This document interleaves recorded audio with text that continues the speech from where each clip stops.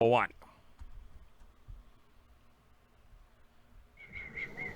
All right, people, here we go. Welcome in. It is now a Wednesday, December 4th. Let that sink in there. We'll marinate that for a minute because we are just, 27 days away from 2020, damn it. But we got a lot to get to here. NBA Talk, it is the NBA Tip-Off Show. It is powered by WagerTalk.com. I'm Joe Raineri, joined as usual by the legend, Mr. Tony Finn at WagerTalk. Of course, Dr. Chuck RX graces us as well. SportsMemo.com is where you can get him. Yes, that's right. He lost a bet, so he gets to hang out with Tony and I here today. But the reality is, it's getting good here in the NBA. We are cruising along and, getting ready for, end of the year, All-Star break. We get that little break between the first half and the second half, and we're learning a little bit more each and every night, guys. And I'll start with a couple of games last night, some of the featured games that the three of us, talked about here yesterday on the show, in fact. It was, shall I say, interesting every time we talk about James Harden and Houston. In fact, I had brought up the game, and thank goodness, I had mentioned first half. Just take Houston first half because you don't know what the hell you're going to get in a set, how much effort it's going to. Yeah. They had a 22-point lead at one point going into the fourth, and, they threw up all over themselves, and double overtime later, San Antonio wins the game. But, of course, people talking about the dunk that wasn't to be with James Harden, and, guys, let's be realistic here. I'm all for you want to give them the points, give them the damn points. But the reality is, and Tony, they didn't deserve to win the game. That's not why Houston lost that damn game, because the dunk didn't count.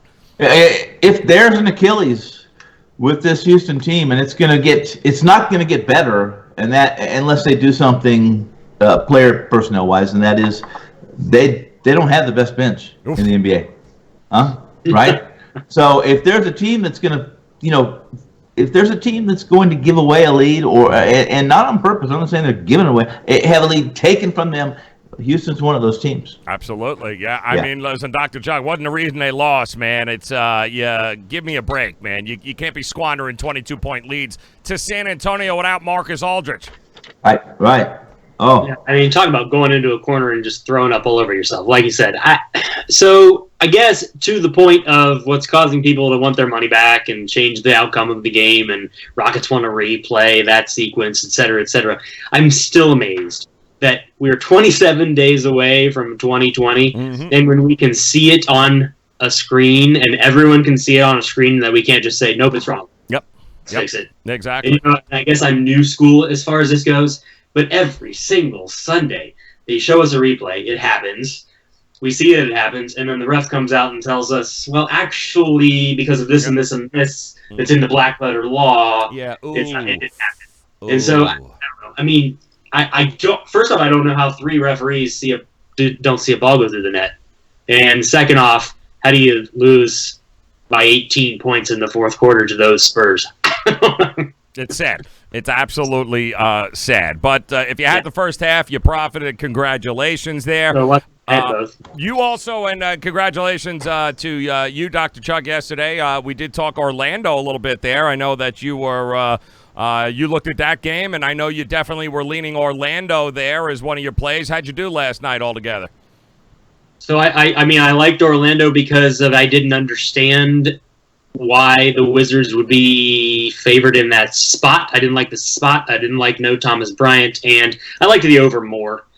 And so I cashed on the first half over as one of my top plays, and kind of played the Magic as a small play, with my other main play being the Mavs first half. But I do wonder where we look for the Magic tonight now. So last night was a tricky spot, and this is a tricky spot too, because, This is where you look for them tonight. You look for them in the right-hand column of the one that says W/L. Right under there is where you're going to get them there, Finn. I love it. Sons of beaches. Well played. I'm very Tony's well a little done. pissed off. Yep. Very well done there, Finn. Now, how did you do last night, Tony? You talked about a couple of plays here on the show. How'd you end up? In the same column as Orlando. Very nice. That's good stuff. I didn't do well last night. It was my first. It wasn't my first perfect night, but it was my first opposite day perfect night. Imperfect night. There you go. I was 0-2 yesterday, not in NBA, but my hoops. I do a lot of college, and I lost only my fourth college game all year. But my NBA has been really. I haven't been very good. It's early, and I've been here before, but I had also had Houston.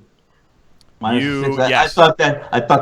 I thought. Listen, in the third quarter, halfway through, I turned it off. There's just they're not going to give up that lead to a team. And if we had callers, Joe, and Doctor, if we had callers that would call in right now, I would love to say, hey, listen, name me 3, other than Aldridge, name me 3 San Antonio Spurs players. And you can't name Popovich. Yes. Yeah, right. He might be able to play. He might be able to make that team. I swear to God, it was head scratching to say the least. Another good game, also Miami Heat taking care of business there in Toronto. We weren't sure. Dragic was out, big part of that bench for the Heat, but we talk about depth here all the time, Dr. Chuck, and there's no doubt about it. If you're not talking about the Miami Heat as a contender in the Eastern Conference, you're not paying attention to what's going on here. They're a real team, real effort. And they've got a superstar like you need. And Jimmy Butler basically took over that game in overtime and said, enough's enough. And that was the end of it. So if you haven't been paying attention to the Heat, start paying attention to them. They're a real team in the discussion there in the Eastern Conference. Oh, absolutely. And I disparaged them a little bit because it was a road game. And we'll probably get into them a little bit because they're on back-to-back, no rest road games. But my gosh, Tony likes to use the term less than and more than, and I really like that term. And is there a more, I have always used Terry Stotts as kind of like the benchmark for doing a bunch more with less. Mm-hmm. But boy, is Spo. If Spo, I could give Spo Coach of the Year every year since LeBron left, just like I could give LeBron MVP every year. And if it wasn't one of those things where it was spread the wealth, I mean, that guy, he does have Butler now. And that helps. Yeah. He also works with Kendrick Nunn on a regular basis. Yes. Yep. No. And it's still winning most of his games and is above 70%. Yep. And covering. It's for real. And we were talking about how it seems like an auto fade tonight, and everything about me feels like hammer the Celtics tonight. But then there's that thing in the back of my head that's like, interesting. I don't have to make the play. I wonder if we should just pass. Yep. Yeah, it's an interesting spot there, Tony, but I don't think there's any denying it. The Miami Heat, they're a real team here, and Philadelphia and Toronto will get some love. Milwaukee will get all the love, but I don't think we should be sleeping on the Heat moving forward. No, and we won't sleep on the Heat. The three of us won't sleep on the Heat. What will happen with this Heat too, as we get later into the season? I'll tell you what we'll do. We'll just count it right now. Sometime in February when basketball is heated up, we're talking about nothing but college basketball, conference championships, those kind of things.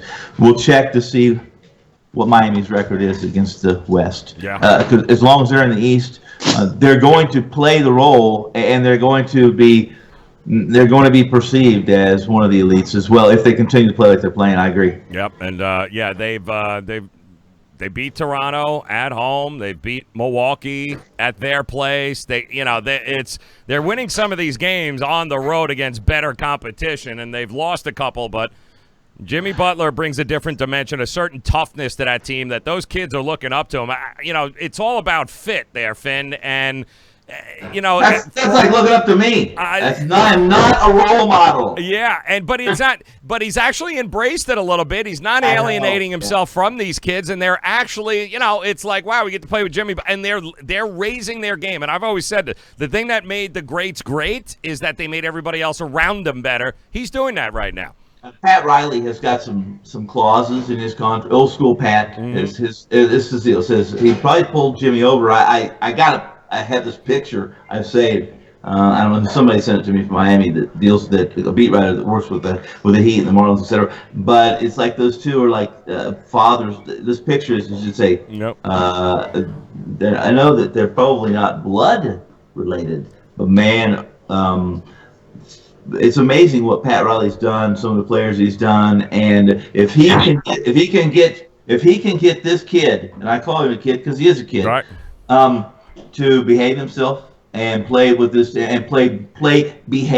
teammates, they're going to continue to play well. I agree. Yep, they're going to play spoiler here, and there's a lot of games on the card here tonight, guys. It's a big card for sure, and there are, again, some teams on a back-to-back, some situational spots here that are a little bit head-scratching. We'll start in the East, and we'll start with some of these early games here. I'll throw it your way, Dr. Chuck. Talk to me about the damn Milwaukee Bucks and the Detroit Pistons. Interesting enough in this game here, nobody was buying into Detroit. They've had some certainly a stretch here of disgustingness, but I look at it and say, hey, they're not double-digit favorites at home against Milwaukee. Opened up at 7.5. It's 8.5 now. It does seem to be creeping down the total a little bit here. What do you think? Good spot tough spot rather for Detroit here?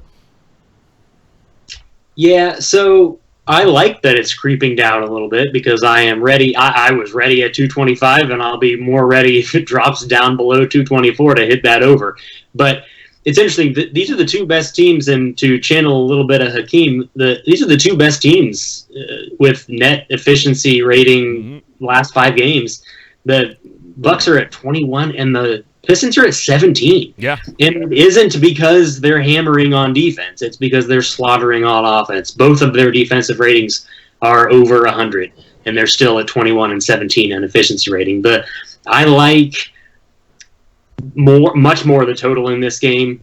I don't really like that number because it's one of those things where we discuss every time we're on the show that the Bucks can do what they want to do and toy with teams, even if they have Drummond and Griffin and the pieces I kind of like with Rose coming off the bench.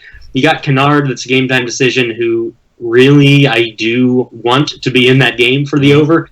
But the Pistons are 9-1 at home to the over in the first half. The Bucks are 7-3 on the road over to the first half, and the Pistons are the best first half over team, period, and usually that carries over to the second half as well.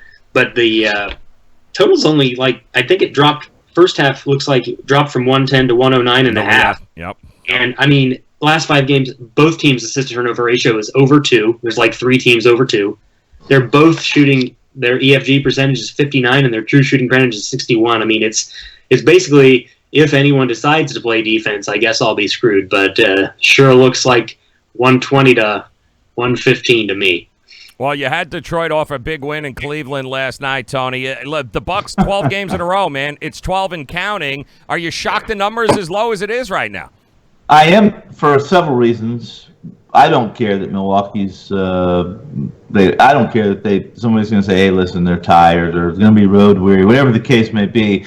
If you're a trend guy, or you believe in trends to some degree, you believe history repeats itself.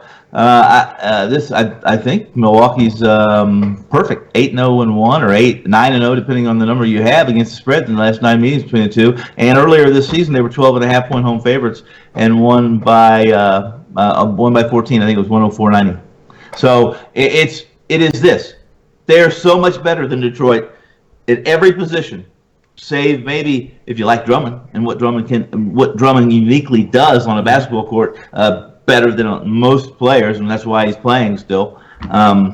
Then I don't know. Milwaukee's one of those teams that hasn't covered. I mean, they don't care about covering. However, what did Detroit just get absolutely, and you were saying how efficient they are, didn't 3 nights ago they get absolutely embarrassed and destroyed? Yes. Yes. Yeah. They lost. By who? Yeah, hard. To who? Washington, I believe, wasn't it? It's ugly. Yeah, exactly. A team that plays a ton of defense. Right. Yeah, exactly. Exactly. Here, if you like Milwaukee, to cover a game, again, save the paint. Save the paint in the front court, and even I still think Milwaukee has the mentality. They have that savvy, that high IQ, and they know they'll just take a couple bench players, run them in and out, rotate them on Drummond and the All-American Oklahoma Sooner, and they will absolutely beat them up until they're sore, and they'll win this game double digits. Yep, that's the way to go, man. One more thing on that game. Speaking of using other factors as more than less than, Coach Bud. I mean, Jason Kidd is not a terrible coach. No. And look how good Coach Bud apparently is. Yep. Exactly. Jason Kidd was the greatest 60-year-old point guard in the history of the game. So there you go. I agree. See? Yep. And think about what Tony just said, and we all three would have to agree that at the 4, where Detroit starts Blake Griffin, Milwaukee is still so much better than at that point. Yep. Like that. I mean, how often is someone going to be so much better than Blake Griffin? I know he's getting up in age and stuff like that, and add one more to the over-under. It's on a 12-game winning streak or more as a away favorite. 17 overs in the last 23. Yep. Well, let's look at we got a couple other interesting games here on the board we'll run through. And, what do you do with two teams here? One is on a back-to-back. We mentioned them earlier. They're Orlando, right? Orlando's taking on Phoenix. Phoenix just won at Charlotte, but they had the advantage of a night off last night. They didn't have to play. The Magic were in Washington. They did win.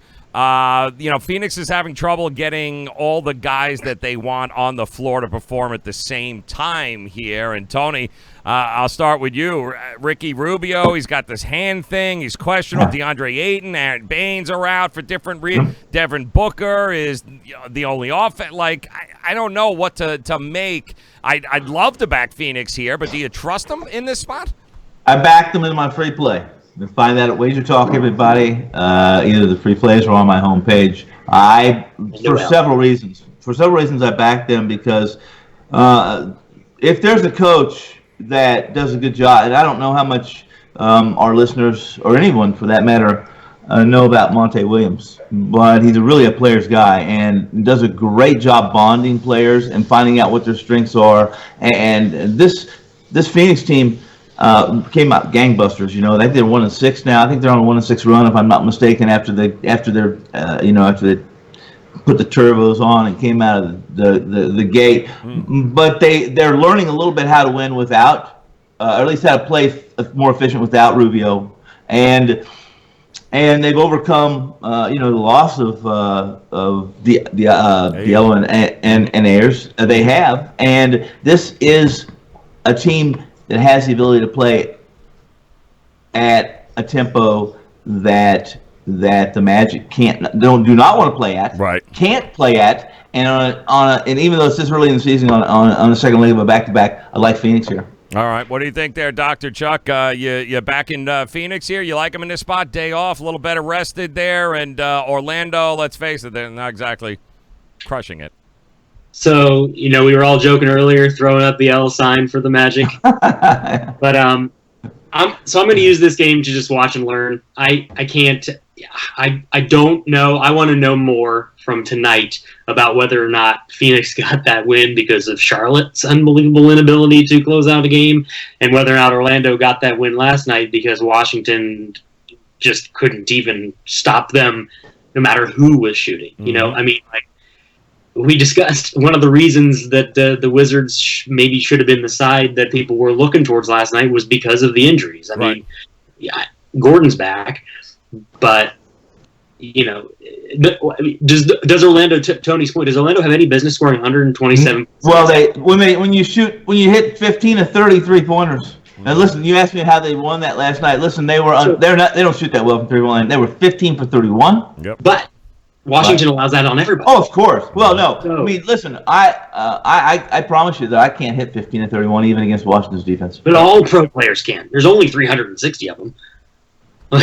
And Orlando, and I think I can probably guard better than Washington guards at whatever age I am. But the story there, the thing is that I watched a lot of that game, and really Orlando played far above their pay grade. They really did. And Washington did what they do best, and that's nothing on defense. So back to your point, I don't even know what the question was, but I just like this Monte Williams. I like what he's done with Phoenix. I like Phoenix. I don't like their cast of characters as a whole as far as meshing, but he'll get them to mesh. And for some reason, guys, I'm telling you, watch this Phoenix team. They don't turn the ball. Last night, I think they had 7 turnovers. Mm-hmm. Okay.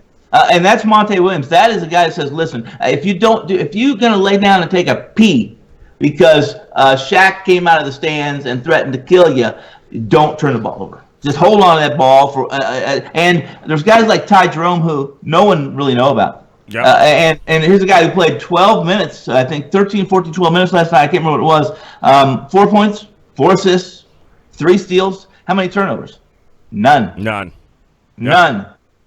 That, and you don't turn the ball over in the NBA, you can be less than and have a chance to win. So that's where I am with that. Quality point, man. All right, got to look at this one game here, guys, of course, that it seems to be going in the wrong direction depending on who you ask. Let's take a look at the Lakers and the Jazz here tonight at this 9 p.m. game. Jazz, a couple of days off, a little rested, had a brutal road trip. They didn't do great on, going the wrong way. Lakers won last night. You guys watched that in Denver. Now it's a back-to-back. Opened up at fairly, listen, almost a pick-em in some places, but it's quite obvious who the betting public likes here because the Jazz are now 2.5-point favorites at home. And the total also sneakily starts to creep up here a little bit now. Opened up at 211. I'm seeing 212.5. So, Dr. Chuck, I'll start with you. You agree with the line move first? Are we missing something here, or should Utah at home be the favorite in this game? Well, you just used a term betting public, and I'll have to see if Tony has similar numbers that I'm looking at. But so betting, I agree with the part of what you said, betting. The public, I don't. I'm seeing 2/3 of the bets on the Lakers, and I see a 3-point move against it. And so I don't know. I mean, is that what you're seeing, Tony? It's sharp money. And it all has to do with Davis not playing tonight, probably, because he's sick. With the flu, yep. Right. Yeah, and that's everything. The public, well, no. The public is glad to back the Lakers, especially after the Lakers won the game. They didn't think there's $1 million $50 Laker players in this town. Yeah, right. Absolutely. So percentages, be careful with that. Not that they show up, and not that you can trust that completely. But much like Monday Night Football, I'm sorry to jump tracks, but here in Vegas it was 3-1 tickets. Seattle, every 4 tickets sold, 3 of them were Seattle tickets. But the sharp money was really on Minnesota in that game. In fact, Minnesota still had a chance to win that game as badly as they played in the second half. So while I always tell people that they tell me all I do is fade the public. Well, I tell them the public wins a lot. Be careful. Yeah, exactly. Pick your spots. Now, I think you probably long term you probably can more often hit the benchmark, hit the 53%. I agree. Be profitable if you're fading the public, but I wonder, and I think just since the 3 of us came on and before we got on air, we were discussing, and I think it's already coming back down, and I see some 2.5s. Mm-hmm. So it's probably already at that buyback point where, I wouldn't put it past a bunch of the sharp money to be on Jazz pick'em and Lakers +3 because, so even if Davis plays, he's not going to be 100%. Right. And we don't 100% know what LeBron's going to do at altitude on a back-to-back on the road. And, is this team, I like Kyle Kuzma a lot, but is this a big 3? Right. And so, and Joe brought up a point off air too. The Jazz need this game like blood. Mm-hmm. Yep. So, well, guys, I'll tell you right now, Joe's going to ask, but I am off. I am not touched. I'm putting the garlic on, and I'm staying away from the Jazz. I'm going to watch for a while. I want this team's got to get better as a team. They really do. All right, guys, let's go. Let's talk about some of these plays here tonight. Dr. Chuck, is there a dog or is there a play on the card here tonight you like a little bit more than anything else? So I got a few that I really like. So we discussed just a little bit that I feel like it's got to be Celtics or pass just in the Heat position, but I don't know if it makes a lot of sense not to see what we get from the Heat to start. Or maybe similar to what you said last night with the Rockets, where Rockets have to be the right side, so maybe do the first half and avoid any kind of meltdown. not 100% sure where the team's going to be at, and the Spurs, pulled that off, unfortunately, if you were on the full game, which is why a lot of first half bets are the way to go. So I think you can probably get like a 3, maybe 2.5 or 3 on the Celtics in the first half, which I think has to be the right play. And then maybe watch live to see where you'd want to go on that game. But I really like the late game tonight. I think there's only one late start, and it's the Blazers and Kings, and a whole bunch of opportunity on that under there. And you got all kinds of things. The Kings are actually quietly good on defense, which I mentioned last week. Didn't work out against the Bulls, but has been more common. Their defensive efficiency is under 100. They're 8-2 to the under in their 10 road games on the season. I don't know what kind of motivation you're going to get. They went on a road trip, then they got back home, and they're going on another long road trip, and it's not against easy teams. They got Denver and Dallas in there, I think, including Portland tonight. The Carmelo factor, when is that going to calm down? Right.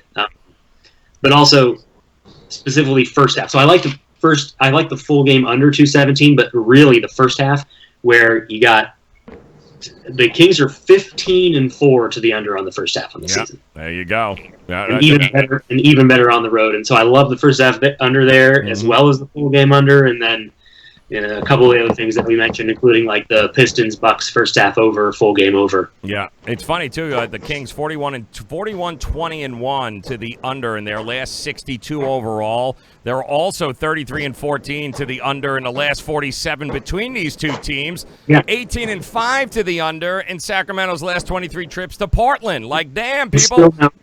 Still no De'Aaron Fox. And when I think of De'Aaron Fox, I think of a blur, left-handed dribbling blur up and down the court. Right, and that's not there. Yep, that is not there. And it's interesting, Tony. Interesting NBA angle tonight, talking about fading a dog that won its previous game in overtime. And boy, oh boy, does that not talk about the Heat tonight, who won as a dog in overtime last night. Those teams, by the way, 11-37-1 against the spread here, 23%. Kind of back to what Dr. Chuck was saying there. Kind of Celtics are not here at this point, no? Agree. You guys are spot on with that. The Celtics are another team that that we've all discussed, and you've all heard me say this is be careful when you fade the Celtics, because they're not a good regular season. They're a great regular season team. I'm not a huge Brad Stevens fan. Yep. I'm not. However, once the Celtics team gets healthy and adjust to having a civil locker room, which they haven't had for years, they are a good team. It doesn't matter. They will adjust. They're not going to play to their strengths as much as they have the ability to adjust to a team's liabilities. And that's a tough situation. You guys, when you talked about Miami, they're better without maybe one of the best defensive bigs, I think, in the last 3 or 4 years in the NBA. So how there's a lot for us to learn. I thought this offseason had more personnel changes and more of a bigger circus during free agency that I can remember, at least. Yep. Now you got a big play here tonight. We know Phoenix is your free play. You got a dog. You got something else you're looking at here tonight? Let me tell you what I did, and I'll go ahead and give it away. And I played Milwaukee tonight. Okay. I played Milwaukee. I played Milwaukee. I think I punched it 3 times. I liked a couple dogs tonight. I really do. They're not big dogs, but this is a situation where Charlotte's not much better than Golden State, and as Golden State is right now. And I think this is one of those games where Charlotte's never going. If you look at their numbers and you look at their analytics and their underlying peripherals as far as close games, much different than Golden State. This is a game where Golden State could win by 20. Actually, I think, and that's the way they play. They win big or they lose big. So this is a game they can win. I also think that Atlanta's live tonight against Brooklyn at home. as a dog. Love that. All right, there you go, guys. I'd also look at possibly the under here tonight in the Timberwolves Mavericks game, as Minnesota is scoring less than 100 points. I think 2 out of its last 5. They're coming off a 107-point win there, performance against Memphis. Wiggins not shooting exactly great at this particular point. Doncic and Porzingis averaging more than a whole bunch of points here. 12, almost 13 a game. The under 6-1 in the Wolves' last 7 overall, 6-0 in the last 6 against the Western Conference here. I don't see, and this is creeping up. This is perception reality here, guys. I don't know that we're going to see 232, 231 points in this game here tonight. The under is also 4-1 in Minnesota's last 5 to Dallas. Got kind of under written all over it, Dr. Chuck. What do you think? Absolutely. And I mean, there's nothing in gambling more than I love probably than an NBA under. That might be my favorite, most contrarian play that there is, because NBA's viewed more than college, and people want to see points more than college. And, Tony and I were joking last week about the high totals, and I think it's more of a Vegas fright tactic. But, yeah, this is one of those spots where I totally agree that it's under or pass, absolutely. And Tony just mentioned 2 dogs, and those are the exact – I mean, in addition to the Grizzlies, who I totally think are better than the Bulls, even without Ja Morant, and I just want to believe that. I'm staying away because the Bulls are taking a lot of my money. But absolutely. And I like the Warriors and the Hawks for the exact same reason of that game. Right. I think that game gave the Hawks, hey, you know what? We can win a game against some of these teams that are in our realm. We've been getting hammered by a bunch of teams that are way better than us, and we know it coming in, and it bears out that way. But tonight with no Kyrie, and the Nets are kind of a little bit of smoke and mirrors to me, and I just think that, that young Hawks team kind of feels that, and I think Steve Kerr can, put a little bit more pride into his team. I know they want James Wiseman like blood, and they want to get him in that lineup with the number 1 pick next year. If they can get the lottery and add Steph Curry and Klay Thompson to a number 1 pick, it's ridiculous. But I still think that, Charlotte just had a game. How do you back a team off of a game that they just had it? You don't. Yeah, you don't. And now a team that might be just as good is coming in, and it's just oof. Guys, plays are available. WagerTalk.com. All you got to do is get there tonight. WagerTalk.com. Get Tony Finn. SportsMemo.com. You get Dr. Chuck RX. Make sure you're tailing both of these guys right now on Twitter at Dr. Chuck RX, at Finn at WagerTalk. Make sure you guys are tailing them, but do yourself a favor. Get there. WagerTalk.com. SportsMemo.com. Get there today, gentlemen. Always a damn pleasure. Good luck with those plays here tonight. Crush it, and we will talk to you guys again in the near future. Good luck, guys. Thanks, Joe. Yeah.